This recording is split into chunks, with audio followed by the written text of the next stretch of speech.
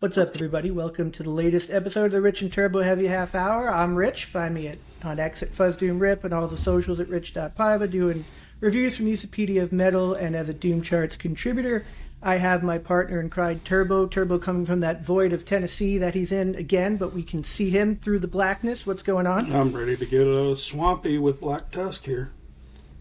Yeah, we're very excited. We have Andrew and Scary from Black Tusk with us. Savannah's own. How are you guys doing today? Good, man. They're great. Hanging in there. Excellent, excellent. So, our show has been kind of on a little bit of a tour with some Season of Mist bands. I was telling Scary before we hit record, we talked to Basque, we talked to Stone Jesus, and Will. Shout out to Will. And, we just said, let's bring whoever is interested and whoever's vibe kind of fits our show. And he mentioned Black Tusk, so we're super stoked to have you guys on the show. How's it going? How's life in Black Tusk land these days? It's been fairly quiet this year. We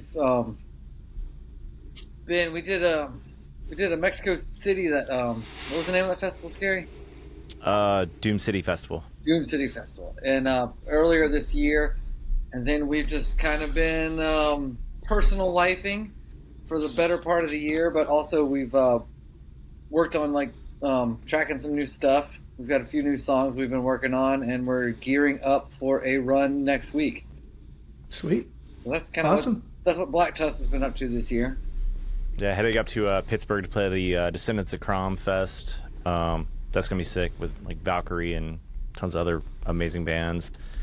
And just doing like North Carolina, Virginia, Pittsburgh, and then kind of back down doing a hometown show, which we haven't done that in over a year and a half. Atlanta, playing the Orange Peel, coming up with I Hate God and Bat. So yeah, got some shows coming up. So very cool. Should be very a busier fall. Yeah, busier fall.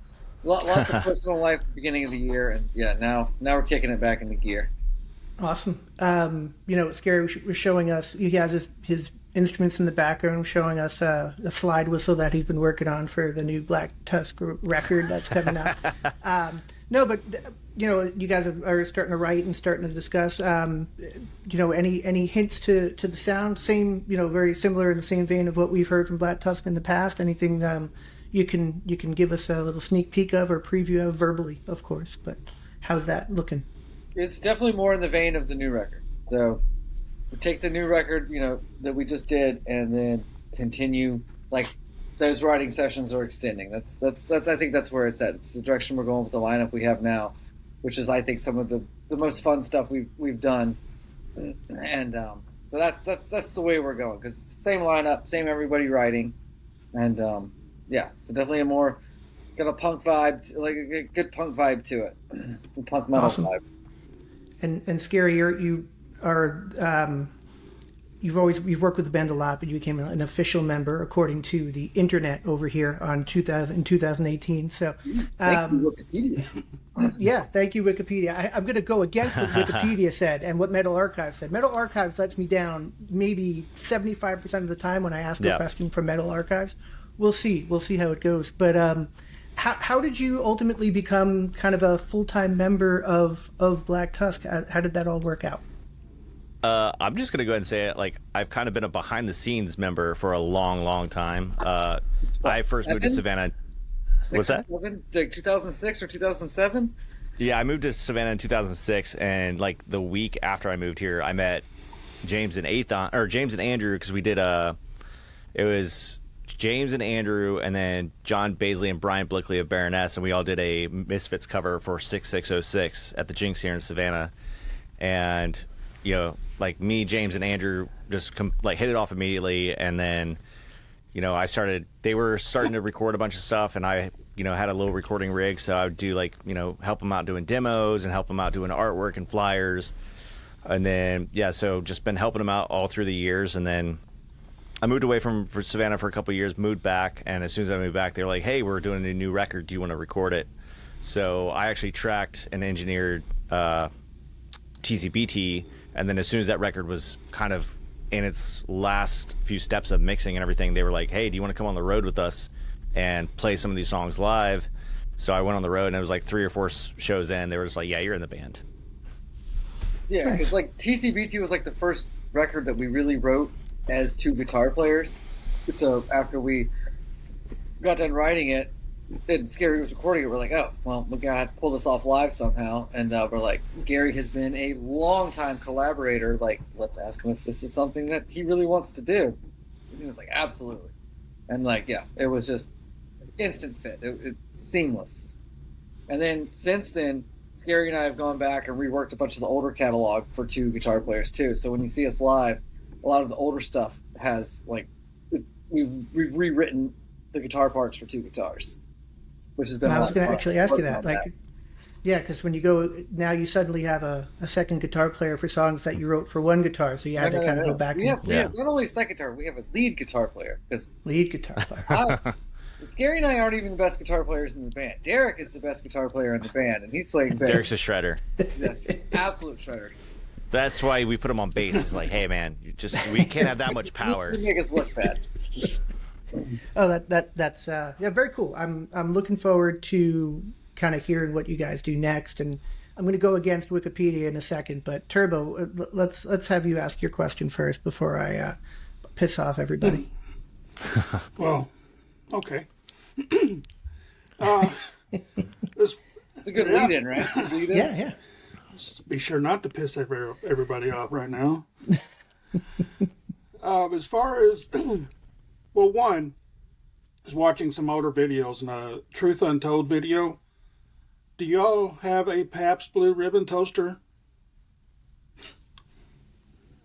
So that video was recorded at Athon. It was at his house, and his roommate at the time, this guy named Gil Cruz, who's a bartender and like events person at the Jinx, the place where we used to play.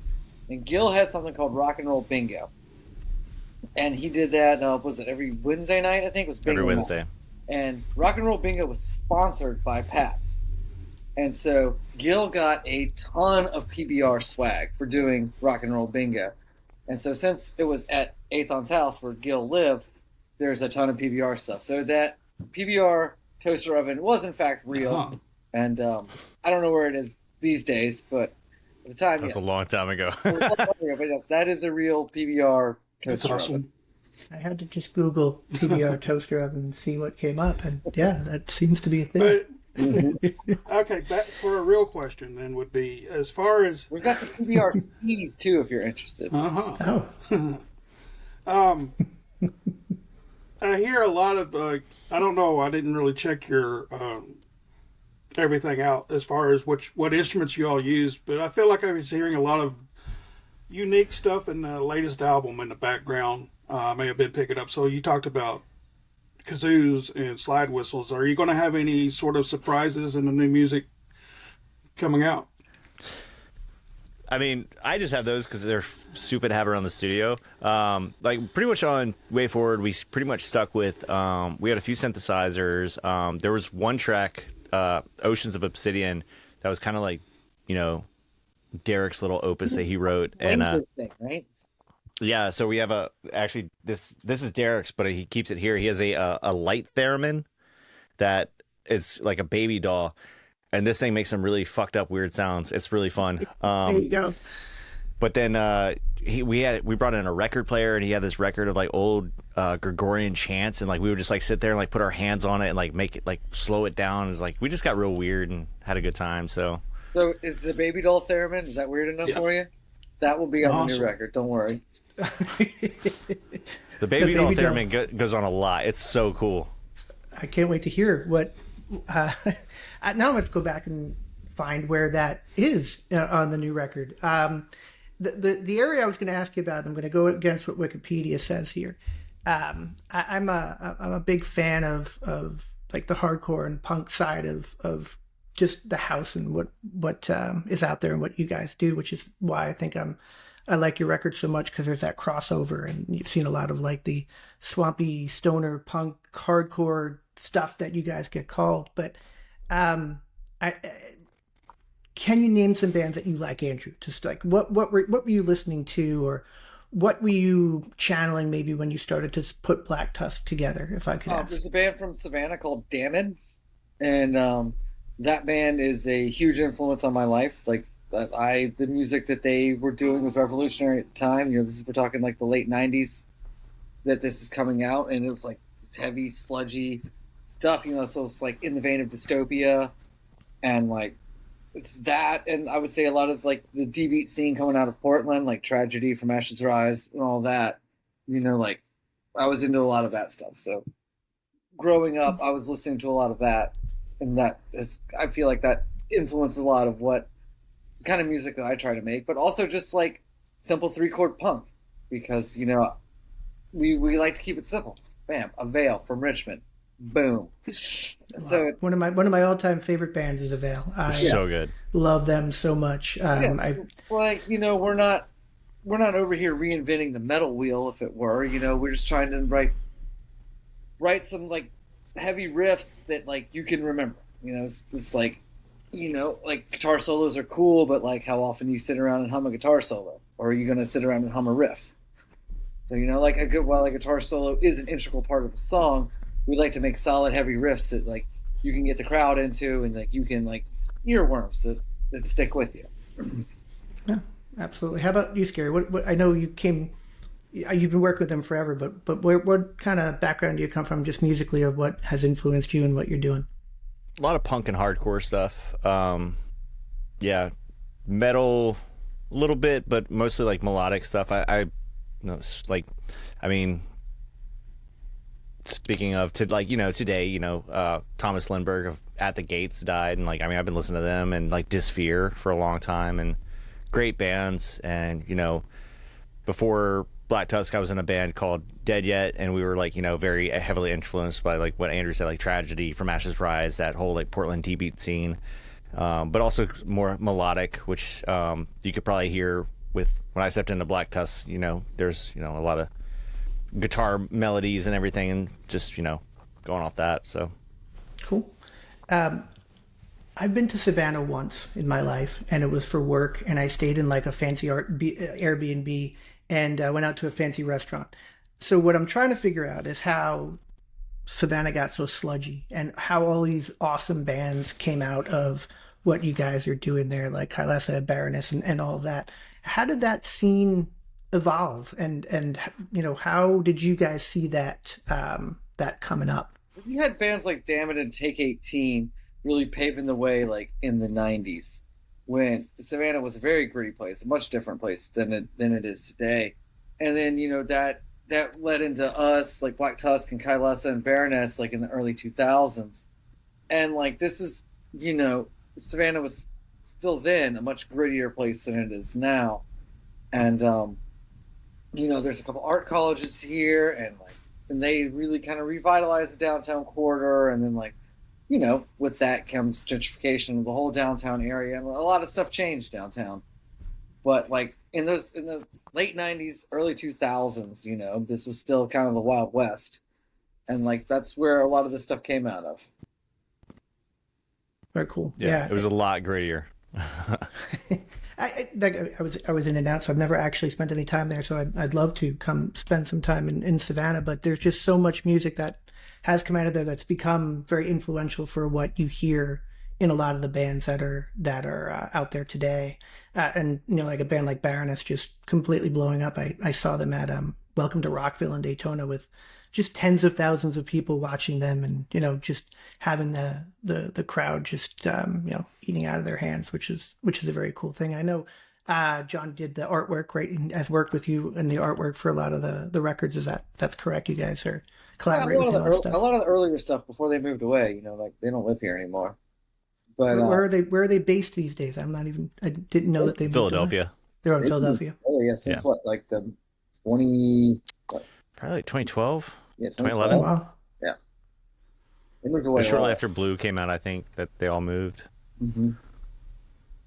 And then, you know, Kylesa has been silent for a long time, and they just have recently reformed with a new lineup of California people, and then some Savannah people, and they're starting to do shows again. So that's cool. That's cool. Yeah, Kylesa is one of those bands that I don't think ever really got the due that they deserved to. It'd be interesting to see what they sound like. They definitely put in the work. Those guys were road dogs forever. For sure. anything going on in Savannah these days that the from a scene wise or band wise that we need to know about or we need to talk about outside of Black Tusk or some of the ones that maybe people already know? I don't know, man. I have 2 kids and I don't leave the house very often. That's a great answer. Yeah, I mean, there's, having an art school here, it's the waves of bands coming and going is wild. Like, you'll have a band that just comes and you're like, holy shit, where did these guys come from? And then 2 months later, they're never to be heard from again. So, like, there was one band from here that was kind of like power violence called Street Sweeper. And they did 2 EPs with me, and they never even released the second one because they just kind of stopped doing it. And that really sucked because they were a really cool band.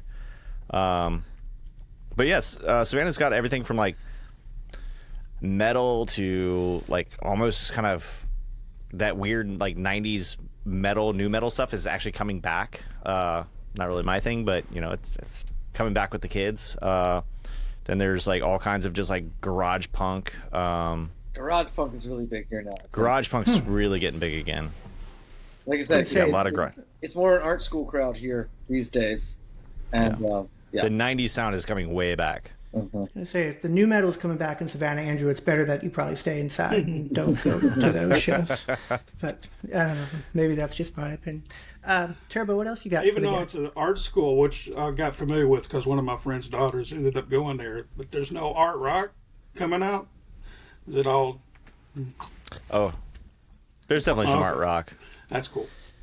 As far as moving forward on what you're doing and with the music, I noticed that it says everybody does vocals. So do y'all are going to start sharing more singing, or Andrew, will you be mostly just your? Well, I mean, I've never really been like the main vocalist. I just stand in the middle. You know what I mean? But it's been like, even when it was just a 3-piece with me and Athon and James, like from the beginning, the vocal duties were fairly equally shared. And now with Derek being in the band, like, and Scary being in the band, like, everyone has a unique vocal style, and we just went ahead and started incorporating that into all the new music. So, like, for the back catalog, we've kind of split up, some of the vocal duties between Derek and Scary for what were Athon's parts or what were Corey's parts. And but for all this new stuff writing forward, we've been writing for 4 vocalists, and from here on out, we will continue to do the same thing. Because it's just it's another tool in the toolbox. It's everybody gets to sing, and like it's cool to have different voices for different parts, for different melodies, for different whatever is happening in the song. Keeps it. Yeah, it's like on a pedal board. You have a pedal to like say, I want this part to sound this way and I want this part to sound this way, and it's like, well, we have 4 different people, so like let's take advantage of that. You guys are like Kiss now. 4 different vocalists. Oh, don't say that. Yes, awesome. We love when the pets come on the show. Excellent. What is that puppy's name? This is Darby. Hey, Darby. He is a Chihuahua and Dachshund mix, so he's a Chiweenie. He's like 12 years old. He has no teeth, and he's always got to be in your lap, especially when you're at the desk where I am. That we love when the pets make appearance. So and loving pets. Oh, love it. Yeah, that's a pillow of my dog that passed away in June. Oh, I'm so sorry. Yeah, but he lives in the studio now. He's just always on the couch. Oh, there you go. Yeah, it's that's why I don't have anything right now. It's been a struggle after we lost a few, so it's we'll get there again. We'll get there again. So what are we thinking time frame wise for new stuff? When do you think you guys are going to get back in the studio? When do you think you're going to start to record? Well, so hopefully, I'm thinking maybe in the next few months. The recording industry has changed vastly from what it was when we started, and so like the focus isn't so much now on releasing full-length albums. It's like, okay, how do you stay relevant, or how do you stay in people's ears? You release short things like singles, or like 2 or 3 songs, and you drop them online. and get that out. And then like you need to have a whole record, I think, to tour on. But as far as like just releasing stuff, like we'll probably drop some. I anticipate we'll probably drop some new music towards the end of the year, just online. Oh, cool. Probably what'll happen, and then that'll get incorporated into some kind of actual print format. So there'll be like physical copies of it at some point. What that looks like, I don't know yet, but definitely the plan right now that we're currently working on is to basically record a bunch of things that we're going to release digitally. Cool. While also Cool. working on a new record. Yep. Awesome. And Scary, I assume you're still handling all of the recording duties and all of the stuff that goes into that. Do you bring in anybody to help with that stuff, with any of the mixing or anything like that, or is that pretty much No, we've been your wheelhouse? doing it all in house for the past couple of years now, and it's been fun. And then we outsource, like we definitely get somebody to master it. We typically work with Brad Boatwright from Audio Siege because he just works with everybody and does a great job. But yeah, we typically do it all in house and just so like it's kind of we're our own producers and everything, and so it's nice to have full creative control. But if somebody said, "Hey, I'd love to mix this," or like if we wanted to work with somebody, I'm completely game with that. So and could be fun. The records that you put out sound great. I wouldn't change a thing personally as a fan, but now that's just kind of where I'm coming from. Mentioned Avail, Andrew. I need to know a favorite Avail record. Do you have one that you would call out specifically? Yeah, Scary. there you go. Favorite Avail Man. record? So I think I was like 15 years old. It was like right when Over the James came out, and I still remember going to see that show. I still have the patch. I had it on my backpack all through high school, and I still have it. And Andrew and I went and saw Avail in Atlanta a couple years ago, and I actually told Eric, I was like, "Hey man, I still have that over," and he was like, "Oh, I remember that show," because like as soon as they hit the first note, the whole crowd just ran at the stage and pushed the whole stage back and almost collapsed on them. And but man, probably Over the James is, and honestly, live records kind of suck, but the live San Francisco show, them at like King's Head or something like that. Yeah. That record is so sick, and it just starts with Southbound 95, and yeah, that's a great record. But Over the James is just such a killer record. You got the answer correct. That is the correct answer. That's also my favorite record too. That is definitely the correct answer. And like every single time I'm going back to like Virginia to visit my folks or anything, like for some reason, every single time I hit the Virginia state line, like I'll be listening to music on random, that record always comes on as soon as I hit the Virginia state line. And Yes. like, Eric Larson is a good friend of ours, and so like we've always been like done stuff with like his projects since Avail. Like we done stuff with Alabama Thunder Pussy, we done stuff with the Mike Could, and so we like he's just been a long time friend, and him and Chris, It's awesome. That's awesome. Turbo, what else you have for the guys? Is Alabama Thunder Pussy still doing anything? I thought I saw that they were out. So they did they did some festivals in Europe like a year or so ago, and I email Eric or text Eric at least every couple of months and feel like, let's do this in the U.S. So what's up? So I'm still waiting on them to say, yeah, let's do this in the U.S. Right. We're working on it. Cool. Because they need to come out and play more shows because that band is awesome. Keep those texts Yo, going. your upcoming little mini tour that you're going on here, do you have a set list, or do you just wing it every night when you're going out? Oh, we have a set list. It'll be probably the same one we did at that Mexico City show. Because that's what we're rehearsed on currently. Any other new songs in that, or is it pretty much back catalog stuff that you're focusing on? It's a majority of stuff from The Way Forward, and then pretty much, what would you say, equal parts Set the Dial and TCBT. There's at least One or a two song. There's a song. There's at least a song off Set the Dial, Taste of Sin, Passions, or no, there's no Passions songs. Pillars of Ash, it's got a couple. Yeah, there are Pillars of Ash. Yeah, There's like 3 of them. yeah. So it's got 4 or 5 records, kind of a little bit off each. So Spans the catalog, but heavier on the way forward. Yeah. But yeah, I think we have 2 songs off Taste the Sin on there. So, it even goes back to like, what year was that? 2009?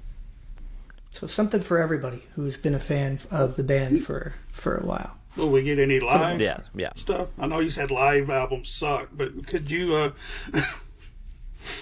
maybe give us... Can you make some magic for a live record for Black Tusk, or does it not able to capture what you guys do? No, that's not happening. No. A solid no there. Solid no. It's a hard no. Yeah. No, we definitely hear you. The live album has become a. It's been a long time since there's been like a really good live album. And some of those live albums were not all of that live either. So, I know, that show we played with in Mexico City, Conan released a live LP of that show. And I ordered it, and it still hasn't arrived, so we'll see how it sounds. But I know they've been doing a bunch of live stuff, but is that from I was like, man, that's the show we played, and it's like the actual vinyl's like the color of the Mexican flag and everything. I was like, that's pretty cool. I should get that record. I'm going to have to look that up because I didn't see that. And if you're waiting for it from Heavy Psych Sounds, you might be waiting for a while. But I don't know who put that record out, if it was Conan themselves. Yeah, I don't know, but it's I just got notification that it got shipped like a week or so ago, and then we're leaving a week from today, so I'll probably be sitting on my front porch for like a week. Melting. Melting. Yeah. It'll be a nice present when you get home. We're really psyched to hear more from Black Tusk and just really big fans of you guys and looking forward to what's coming next. Anybody who you're playing with on this mini tour who you're excited to see, or are these all friends, or are there a band that you would say, I'm going to actually stand and watch these guys? It's going to be cool to hook up with the Valkyrie dudes, and it'll be cool to play with I Hate God dudes again. That'll be fun. Yeah, we're playing with Cherubs. That'll be cool. We're also playing with our good buddies Bronco from Wilmington. Jason and JP from Toke are in that band, and Vic from 100 bands in Wilmington. So that'll be fun to play with those guys. Good buddies. Just in, Crode in Harrisonburg, Virginia. That band's awesome. Kind of motorheady. Crode, Krode. They're from Harrisonburg. Yeah, they're fun. Yeah, they're from Harrisonburg, Virginia. It's got Praveen and Matt from Earthling, another Harrisonburg kind of death metal band. Yeah. Is Praveen also in Valkyrie now? No. Alan from Valkyrie is in Valkyrie. He plays bass in Valkyrie. That's right. Is Valkyrie still? I guess I was going to say I was flipping through my V's the other day, and I'm like, is Valkyrie still a thing? Apparently they still are. So yeah, cool. They're playing. They're getting older. They're slowing down, but still doing stuff. Cool. I think they're actually playing the day before us at Descendants of Crom, so I don't even know if we'll get to see them. That's like a bummer, man. That is a bummer. No, great. I ended the show on a bummer. Let's pick up the vibe then and say we're very excited. Thank you guys. First of all, thank you for just coming on and doing this. I know, totally. We're fans and we just love to talk to the bands that we really enjoy. So thank you guys for coming on and doing this without anything to promote or anything like that. Thank you just for chatting with us about music. And we're really excited for you guys to get out and go on your mini tour, but really excited for people to hear your music. I think the way forward was, I know a lot happened leading up to that record, and there was a lot of stuff that goes into that record, and it was kind of a next step for you guys, and it was just a killer album, and I can't wait to hear what you guys do next. So I'm excited for it. I know a lot of other people are too, so you're going to have to live up to that end of the year drop for songs that you mentioned, Andrew. I don't know if you got to book some studio time with Scary right away or make that happen. Well, right teaser now, here. It's waiting on vocals right now, so I guess it's my fault. Yeah. There's nothing happening. I thought you weren't the lead singer. I thought everybody was the lead singer. Well, I mean, we still right. I gotta write the lyrics and then divvy out the parts. Got it. Okay, fair enough. That's fair. Thank you guys. This has been awesome. Andrew and Scary from Black Tusk, thank you for joining us. Good luck in your shows that are coming up. And would you guys come back and talk to us when some of the new music is dropping? I think that would be awesome if you had some time for us. Absolutely, man. Anytime. Awesome. Excellent. Thank you so much. Really appreciate your time, and have a great rest of your evening. And say hi to Darby again for me. I will. I think he's outside sitting with his mom now. He saw her walk by, and he was like, I'm out of here. Out of here. All right, get it.